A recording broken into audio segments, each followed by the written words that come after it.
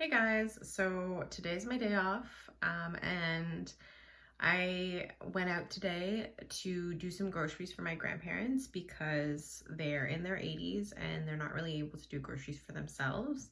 And I know that there is online ordering and they were trying to do that, but their grocery store said it was going to be a few days before they would be able to get to their delivery because their grocery store is so overwhelmed. And they live in an area where there's a lot of apartment buildings for older people. I'm sure that they're getting bombarded by many orders for groceries right now. So I'm sure that that's why it's going to take like several days for them to get their groceries. So it was just things like just essentials. It was like bread, eggs, milk, just like the absolute essentials that I ran out to get for them. And sometimes that can't be avoided. Obviously, the key thing is to be trying to stay home as much as possible and to trying to not go out as much as possible. But sometimes we have to go out. And if somebody is going to go out, we want it to be healthy people. If we did get sick, we could probably manage the virus okay.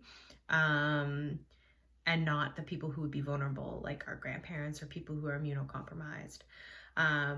So I just wanted to kind of talk about what I am doing to protect myself when I go out, because people have been asking me, like people have been messaging me and asking me these questions a lot. And I've also seen kind of like a variation of different things, like from one end of the spectrum of people literally like sneezing without covering their mouth, and also people wearing like full hazmat suits. So I just kind of wanted to like, using the CDC recommendations and the WHO recommendations, kind of address what I think is appropriate based on the information that is available, and just put that out there for anyone who feels they need that information. The number one thing is hand washing. I know people have heard this probably 1,000 times by now, but I cannot stress this enough. Wash your hands, wash your hands, but not just once. Don't just wash your hands when you leave the house. Wash your hands when you leave the house. Take hand sanitizer with you if you can. Wash your hands when you get to the store before you go in. Wash your hands when you touch things. And like after your transaction with the teller. I know you're using your own card, but if you're touching the touch pad to pay, wash your hands afterwards. After you bag your groceries, wash your hands. And then when you leave the store, again, I know it's like, that's like 5 times, that's crazy, but that's exactly how it should be. Wash them again and again, because it's going to protect you. That's what's going to protect you the most. Number 2, distancing. So you need to stay away from other people, really, especially anyone who's sneezing or coughing, because really how COVID-19 is being spread is through aerosolized droplets. So when people are sneezing and coughing, it's getting into the air and you're breathing it in, or it's going in through your mucous membrane. So through your eyes, your nose, your mouth.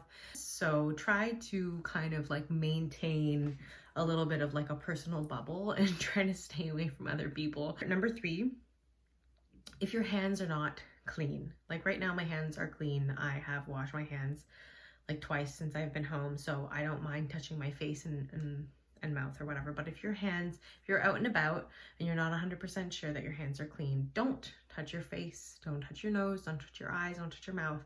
Just avoid touching your face, because your eyes, your nose, your mouth, these are portals of entry. These are how the germs get in. So you need to be careful to not touch your face. And I know it's really hard, but just be mindful. Number 3, oh, sorry, I think we're on number 4. Number 4, cover your mouth. Cover your mouth. Even if you're like, I've had this cough for like 6 months, like I don't even need to cover my mouth. I know it's allergies. Cover your mouth, because you don't know. Even if it is allergies, but actually you've contracted COVID-19, you could still be spreading it. Like, you don't know when one turned into the other. So even if you've had a cough from allergies for 6 months, but then you actually contracted COVID-19 and you don't have any other symptoms, but you still have your cough, like, you could be spreading it. So just do us all a favor and cover your mouth, because I've seen people in public and they're like coughing like into the universe and everybody's just breathing it in, and it's just like, do us all a favor, cough and sneeze into the crook of your arm and then wash your hands. Number 5, for people who are not feeling well, even just mildly, if you have the sniffles, if you're just like if you're feeling under the weather, please stay home. You are that person that should be staying home. People should be bringing things to you at that point. You're in the same category as the older people, as the immunocompromised. If you're feeling sick, even just a little bit, stay home. You shouldn't be going out at all. If you have fever, if you have cough, if you have sore throat, shortness of breath, if you have the symptoms of COVID-19, especially fever, especially shortness of breath, especially dry cough, you need to call the number, which I'll insert right here for Quebec, and for Ontario, I'll put right here for telehealth. So you need to call and you need to get assessed if you have those symptoms. I think I'll also link in the description the little quiz that you can do to see if you need to call, because sometimes your symptoms are mild and you don't need to actually worry about making the phone calls. Some people, it's just like, oh, a sore throat, and they don't actually need to call because the system is really overwhelmed right now as well. So if it's just one symptom, sometimes you don't actually need to call and you can just watch and wait. So they have like a little quiz that you can do that tells you whether or not you actually need to call. So if you're having symptoms of COVID-19, you absolutely should not be going out. You need to call, you need to go to get checked. And if you do go to get checked, this would be an appropriate time, if you have one in your possession, to wear a mask to go to your appointment. You also want to limit contact as much as possible. So if you can get somebody who's already in the house with you to take you to your appointment, that would be ideal. They might also tell you, like, especially if you're short of breath, they might send somebody to get you. It really depends on the situation. It depends on what's going on for you. Number 5 is what to wear. So do I need to wear gloves? Do I need to wear a mask? Do I need to wear a whole hazmat suit? The short answer is no. You don't need to be wearing any of that protective gear when you're out and about. You need to be washing your hands and disinfecting things, but you do not need to be wearing really any of that stuff. If you're just like a healthy person who's out in public, you really, like, the gloves are really not helping. So number 1, the gloves, not helpful.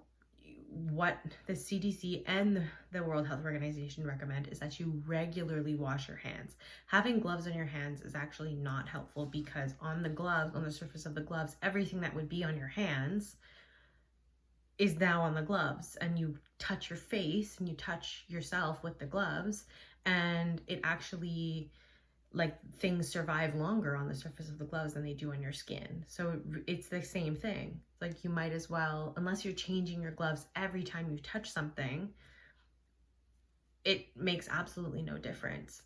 And you know exactly how to, like, put them on and take them off, then it makes no difference. It's much better to just wash your hands rather than to wear gloves. In terms of a mask, the CDC and the WHO recommendations are for healthy people who are just out, to maintain distance from other people, but to not necessarily wear a mask. And when I'm talking about a mask, I'm not talking about the N95s. I'm just talking about the surgical masks. But either way, they don't recommend that you wear a mask. They say that it's not necessary for you to wear a mask. Those masks do provide protection, but it's not necessary for you to be wearing that unless you are sick. So if you are having symptoms and you're on your way to an appointment, then yes, wear a surgical mask. that then you're protecting other people from you. But if you're healthy, there's no need for you to wear a mask in public. It's not necessary. And we have a shortage of supplies right now. So we really need to keep those supplies for the people who are either sick or for the people who are working with the sick. So if you are somebody who is ill, then it's appropriate for you to have a mask. Or if you're a family member who has somebody in your family who's ill, then it's appropriate for you to have a mask. And if you're a healthcare professional, then it's appropriate for you to have a mask. But otherwise, if you're healthy and you're just going to Maxi, you don't need to have a mask on. It's not necessary, and it's not necessarily providing you with protection when you're wearing that mask for extended periods of time throughout your day.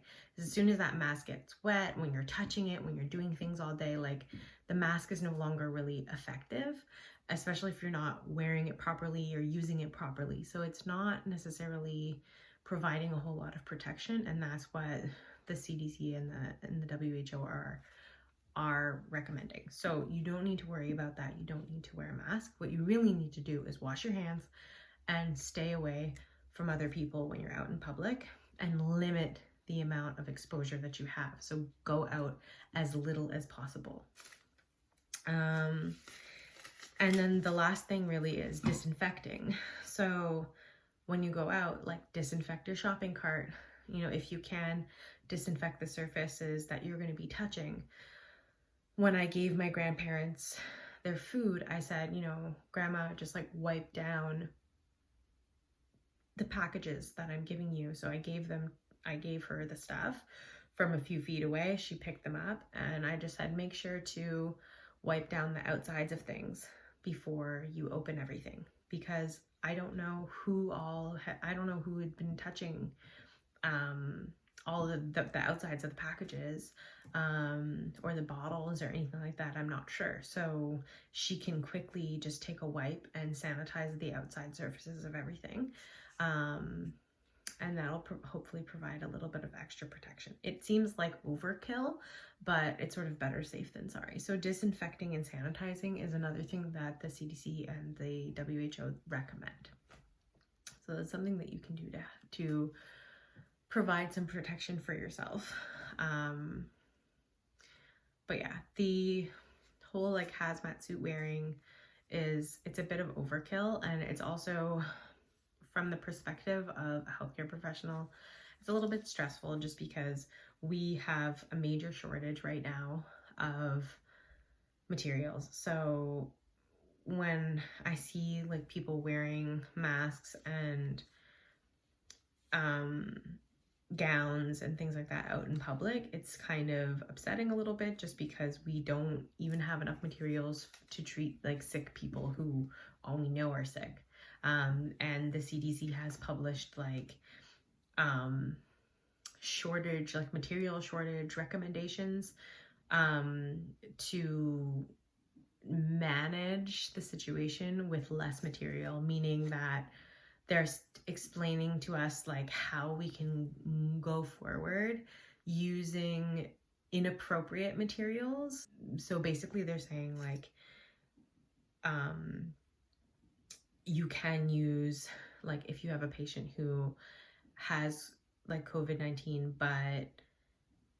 and you should be using an N95, but if there are none available, you can use a procedure mask. You're putting yourself at risk. However, it's less risky if they're not on a ventilator, there's no aerosolized. If there's no aerosolized procedures like a ventilator or like nebulizers or whatever that are going to be actively putting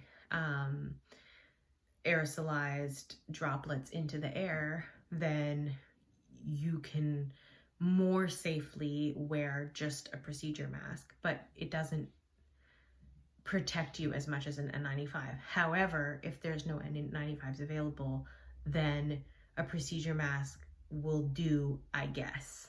And so as a nurse, knowing that is kind of it's the recommendation, but the recommendation is under this sort of like, I don't know, it's under the feeling of it's not actually